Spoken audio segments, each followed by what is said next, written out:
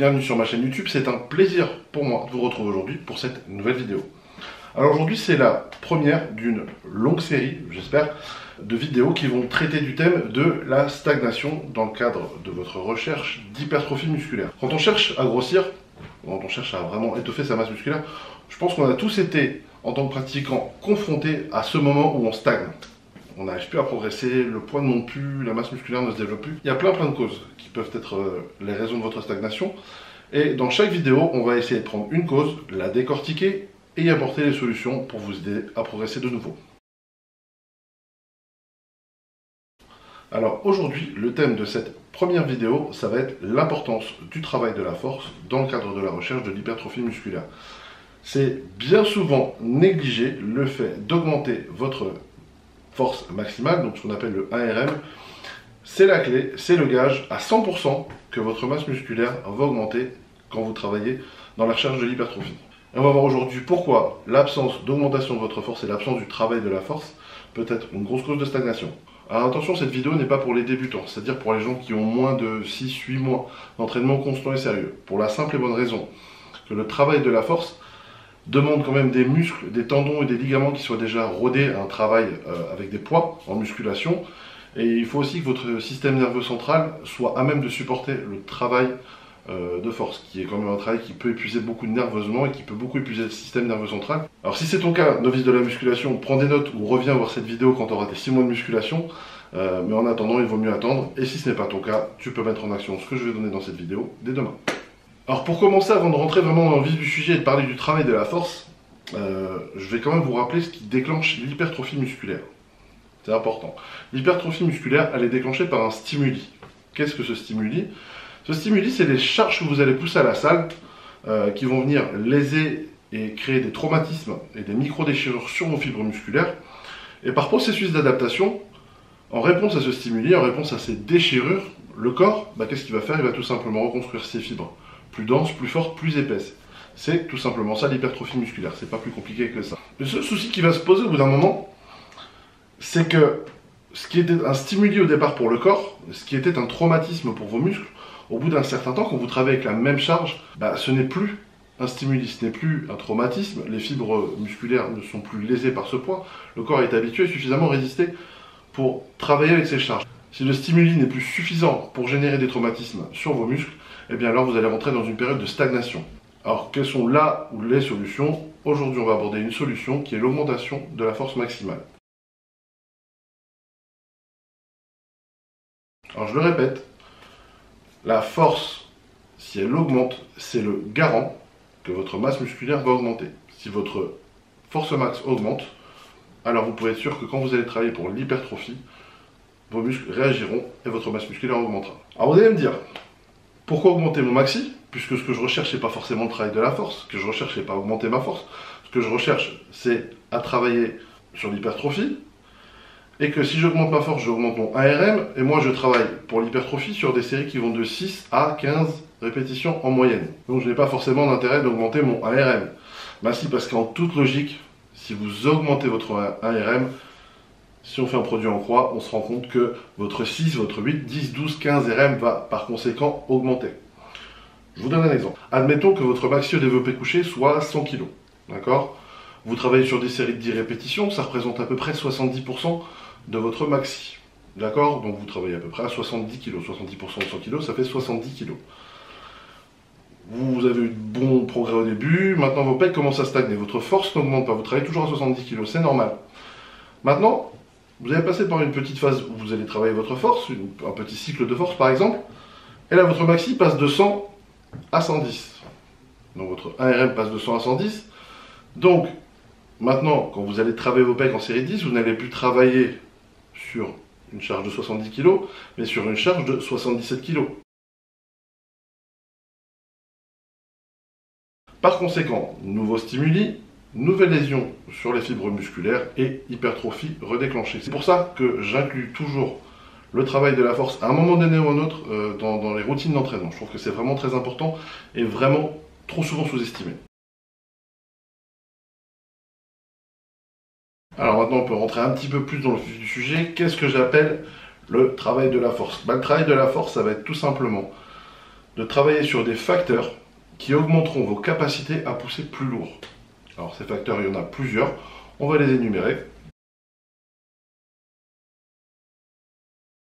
Alors tout d'abord, il y a le recrutement des fibres musculaires. C'est quoi? C'est simplement être capable, lors d'un effort, de pouvoir mettre en action le maximum de fibres musculaires dans un muscle donné. Ensuite, il y a la synchronisation des fibres musculaires. C'est-à-dire que dans un muscle donné, le maximum de fibres musculaires doivent travailler de manière synchrone, c'est-à-dire qu'elles doivent travailler en même temps. La coordination intermusculaire, c'est-à-dire que tous les muscles d'une même chaîne doivent travailler de manière coordonnée. Par exemple, on va citer l'exemple du développé couché dont on parlait tout à l'heure. On sait que c'est un exercice composé qui va faire travailler plusieurs chaînes musculaires ensemble, pectoraux, épaules et triceps. Et bien la coordination intermusculaire entre les pectoraux, les épaules et les triceps va faire que vous pouvez pousser plus lourd que si vous poussiez simplement avec les pectoraux.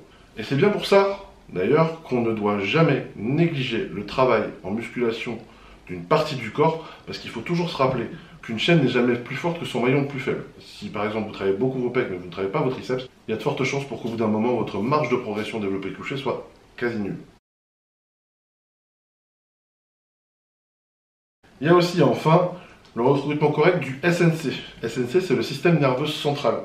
Alors le système nerveux central, il est situé le long de la moelle épinière. C'est tout simplement lui qui va envoyer l'impulsion électrique nécessaire au muscle pour pousser une charge. Alors, il y a différentes manières de travailler la force. Je vais vous en citer trois. La méthode classique, c'est simple. On travaille sur des mouvements composés avec des charges qui iront de 85 à 100% de votre maxi. On travaillera sur une fourchette de répétition de 1 à 5 répétitions. Plus le nombre de répétitions baissera, plus le pourcentage du maxi augmentera. Et les temps de repos iront de 3 à 6 minutes. Et c'est pareil, plus le pourcentage du maxi augmentera et plus le temps de repos sera allongé. Je le répète, la récupération dans le cadre du travail de la force ne se fait pas qu'au niveau des muscles, elle est aussi nécessaire au niveau du système nerveux central. Et le système nerveux central fatigue beaucoup plus vite que les muscles les récupèrent beaucoup moins bien. Alors sur un cycle de force pure, en général on essaie de l'intégrer sur 3 bonnes semaines avec ensuite une semaine de récupération pour laisser le système nerveux récupérer avant de repartir sur un travail d'hypertrophie. Il y en a qui aiment mélanger le travail d'hypertrophie et le travail de force. Moi je préfère faire un cycle de force et puis repartir sur un travail d'hypertrophie après. Alors dans le cadre de ce type d'entraînement, ne cherchez pas à ressentir quelconque congestion. Vous ne serez pas congestionné, vous n'aurez pas le muscle bien plein, rempli de sang à la fin de votre séance. Par contre, il y a fort à parier que si vous avez travaillé sur les bonnes intensités, vous allez vous sentir très fatigué, vous allez vraiment sentir une fatigue nerveuse. Deuxième méthode, le travail en négatif ou travail excentrique. Alors cette méthode, elle requiert la présence d'un partenaire. Alors le but ici, ce sera de mettre une charge qui sera égale à environ 120% de votre maxi sur une barre, de retenir la descente et de laisser votre partenaire tirer la charge sur la phase concentrique du mouvement. Alors le but ici, ce sera de mettre une charge qui sera environ égale à 120% de votre maxi. Vous, votre but, quand vous allez prendre la barre, ce sera de retenir au maximum la phase excentrique, la descente de la barre, et votre partenaire devra s'occuper de tirer la phase concentrique du mouvement. C'est pas à vous de la faire, puisque vous êtes en surmaximal, vous ne pourrez pas repousser la barre. Donc il faut vraiment avoir un partenaire de confiance et qui en plus ait la capacité de vraiment vous assister de manière correcte. Une fois que vous êtes bien rodé au travail négatif, vous pouvez aussi pousser le vis jusqu'à faire du négatif forcé, c'est-à-dire que lorsque vous retenez dans la phase excentrique, votre partenaire peut appuyer un peu avec la main pour ajouter un peu de poids sur la barre dans la phase négative du mouvement. Donc le travail négatif est quand même pas mal utilisé dans le travail de la force, et il a aussi pour avantage de renforcer les tissus conjonctifs, donc les tendons et les ligaments. Dans le cadre du travail négatif, attendez-vous aussi à ressentir des courbatures super violentes. N'oubliez pas que vous travaillez sur du travail surmaximal, donc le lendemain, les courbatures, ça risque de piquer très fort. Méthode numéro 3, travail en explosivité. Alors qu'est-ce que l'explosivité? Alors le travail en explosivité, ça consiste à exécuter la phase concentrique du mouvement de la manière la plus rapide possible.